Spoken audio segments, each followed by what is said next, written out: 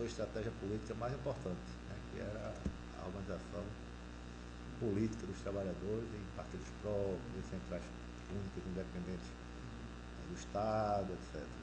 Agora outra coisa, essa transição para o socialismo também era colocado pela Polop nesse período, porque a gente tem que, nesse período, acho que, andei pesquisando, acho que teve uma conjuntura muito favorável a essa questão que você falou, dessa retomada desse projeto, dessas raízes desse A movimento. fundação da Polop, ela se deu, foi um trabalho que se desenvolveu entre 59 e 61, até a realização do primeiro congresso, tá certo?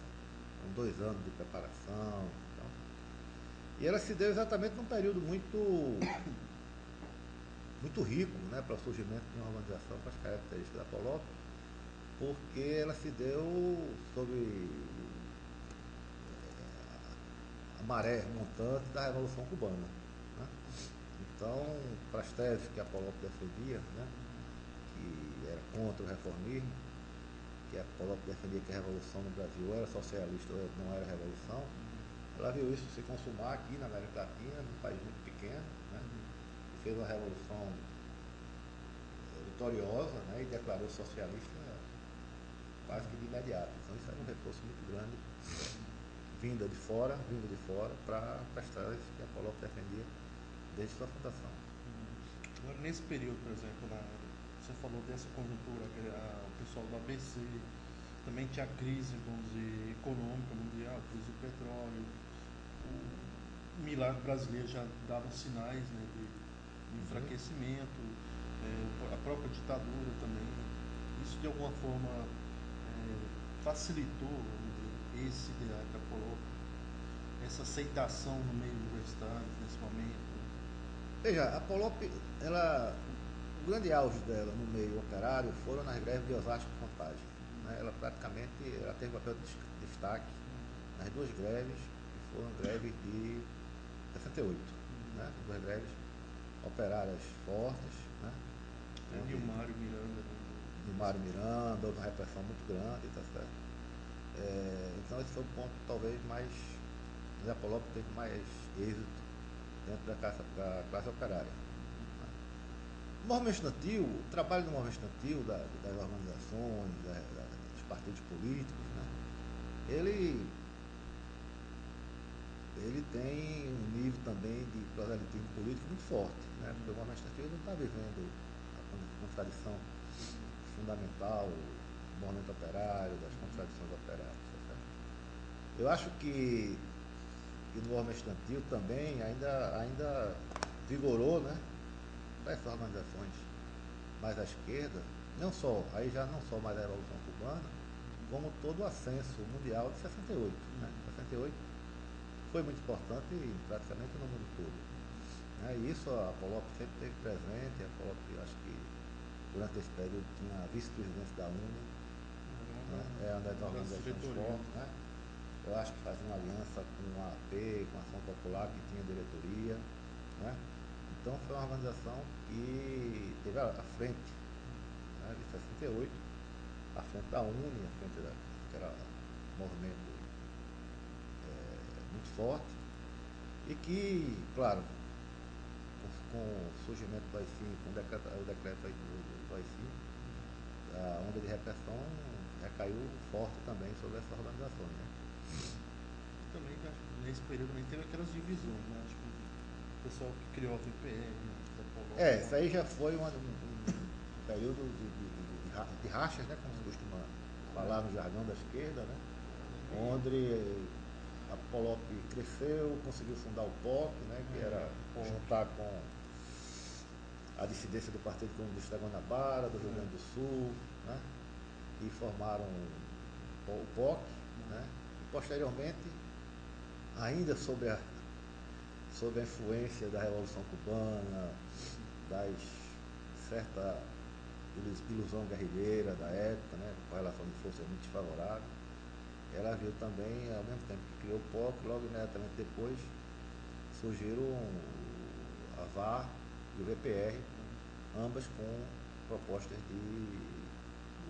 de luta armada. Né?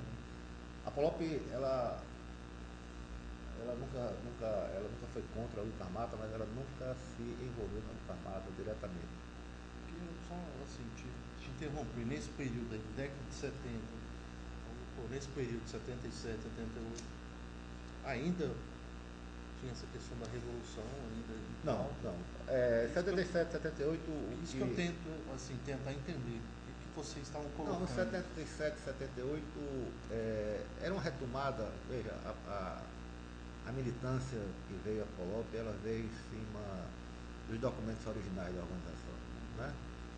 São documentos que defendem o caráter socialista da Revolução, não havia espaço no Brasil para a Revolução Democrática Portuguesa, né?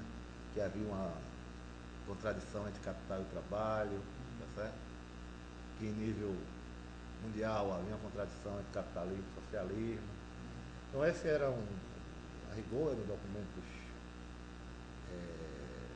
de origem da organização, foram retomados e que foram basicamente com essa doutrina aí que os militantes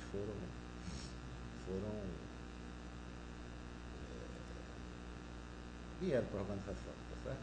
No movimento estudantil se tinha uma palavra de ordem, uma estratégia, que era a luta contra a política educacional do governo, chamada PEG, né? E tinha todo um embasamento contra a privatização das universidades, uma série de questões que levariam à privatização da universidade. E isso era a luta cotidiana, o dia a dia, mas você pode ver no próprio depoimento de outras pessoas, né? A atenção estava voltada para Franco na Espanha, para a queda de Franco na Espanha, está voltada para a luta política mais global, né?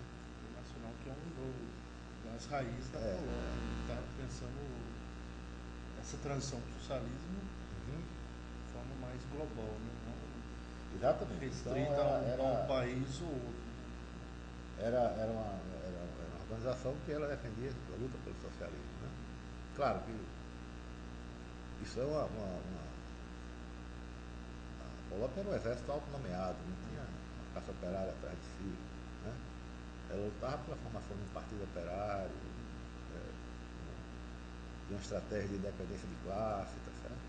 O socialismo era uma estratégia em nível global, né?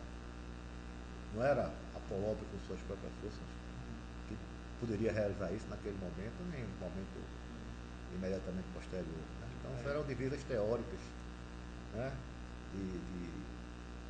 De marxismo versus reformismo, como queira chamar. Na época tinha aquele negócio, socialismo ou barbárie, né? Tem a grande palavra de ordem de Rosa Luxemburgo, né? Socialismo ou barbárie. E a Polop não usava muito isso, né?